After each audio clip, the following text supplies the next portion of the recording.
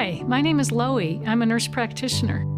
Over the next few minutes, I would like to take the time to help you understand what treatment options are available for your goals of care.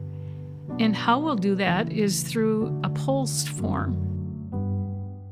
Good morning, Mr. Smith. It's nice to see you here today with your daughter. Liz, since your dad has significant dementia and had assigned you as his healthcare agent years ago, I'll address the details of the POLST to you. And my hope in this brief moment is to have a conversation with you and your dad regarding his healthcare wishes. And then secondly, for me to give you some clinical information about what we want to decide. But before we get into the details, I would like to hear, what is your hope for today? You know, I don't know what his life is going to look like going forward, and I don't know. I need information. Yeah, I understand. I hear that a lot. I would hope that through our conversation that you would feel confident in your decisions and yet not feel alone. That's what I'm here for. We can have more than one conversation and we can go forward. But as I said earlier, it takes courage. And so how we move in making these decisions, we use a tool called the POLST. But before we get into that, I want to say this one sentence. We here at Presbyterian Homes and Services love life, and we never hurry death. And having said that, we do know, though, that your dad's diseases and diagnoses are serious. And we will do the best we can to care for him and make life as comfortable as possible. So the tool we use is a POLST. And this is a form that we use to guide that clinical decision in honoring his wishes, and then we sign it. The first part of the POLST is cardiopulmonary resuscitation. Here we have just two choices.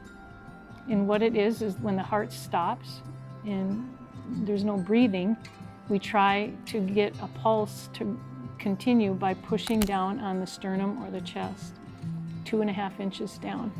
The goal is to restart the heartbeat. Some of the risks are broken ribs, death, functional loss, and permanent brain damage. Most of the time when CPR is attempted, people are not brought back to life. Functional loss from permanent brain damage has very serious changes to daily living. Dying of a cardiac arrest is quite painless. Generally, in an institutional setting, it's about 1% to 2% of surviving. And those that survive have very, very significant change in function, like Dad would not recognize you, wouldn't recognize the grandkids, would not be able to feed himself, would have dressing, toileting issues. So just would not be the same functionally. So my question to you is, being we won't have time to have a conversation, this is the one decision that needs to be made in advance. And again, your two choices are yes for CPR or no for CPR. Dad and I did have a conversation about this a long time ago, and I don't think that he would want to suffer. Okay. So what we'll do here is put no, which would mean DNR. The next section is about medical treatment.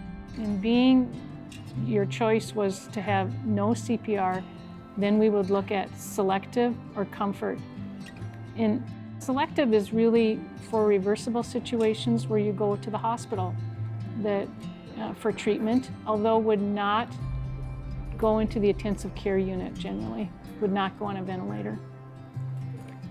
The other choice is comfort care, where the decision is that he wouldn't go to the hospital unless for pain. But knowing your dad's story, it would seem that we're more in the area of selective treatment. Definitely. Okay.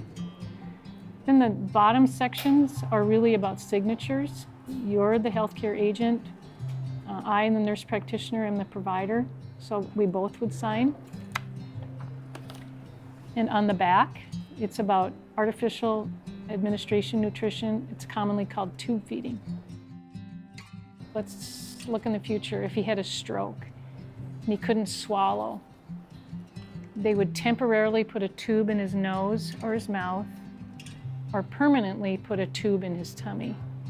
What's happening to the body is when there's a stroke, the brain is in charge of swallowing. So it's more than just here in the throat, it's really in the brain.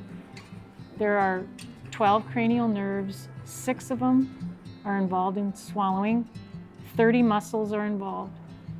So after a stroke, the brain tissue has died and it's not reversible. So if a tube is placed, the risks of that are that can get pulled out. The tube, if it's in his stomach, would need to go to interventional radiology, put it back in. Skin gets irritated. Food and fluids would all go through the tube, and no more drinking thin coffee. The benefit of it is food and fluids do get put into the stomach. Although even swallowing, it's interesting, the 3 of us have been sitting here for a few minutes. Each of us are swallowing 3 to 4 times a minute. But with the throat being damaged by the stroke, fluids are going to go in the trachea and not in the esophagus. So just by having the tube in place doesn't obliterate the risk of an aspiration pneumonia, coughing, choking. So that's a lot of information. It's a lot of information. The options are yes to long-term use, or shorter defined period, or no placement, or pending. Let's make the decision at the time when we're in the hospital and have real live time to think with the hospitalist. Well, of course, that's a tough decision. I don't want to make the wrong choice, but I would rather do it. I would probably go with pending. Yep. And we do have to make those decisions now. Yeah, those one of those 3. Okay. Yeah, and pending certainly is one of them. Pending. So I can write that in. I can just put pending, and then at a later time with the hospitalist, we can have another discussion. The last treatment option is antibiotics.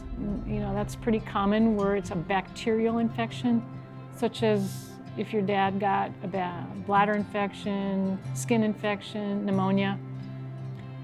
The antibiotics are helpful. And how they get them is either a pill, a shot, or an IV. So your dad certainly has a choice. What would you think he would want? I would prefer to have, and I think he would too, antibiotics. Okay, sure. So then we would check these 2 boxes and I would cross that out. So here's what we do. This, as I said earlier, this form can be changed. We would have another discussion, signatures happen. So how many copies of this would you like for you and your family? Probably 3. Okay. Your dad can have a copy on the fridge if he wishes, so everyone can see it if the paramedics come. And then we will get it uploaded into our computer. The hospital system will be aware. I understand that this is a lot of information to gather in one setting. So what might be helpful is when you have a question that comes up, just jot it down on a piece of paper. And the next time we see each other, or even you can call me and we can have another conversation.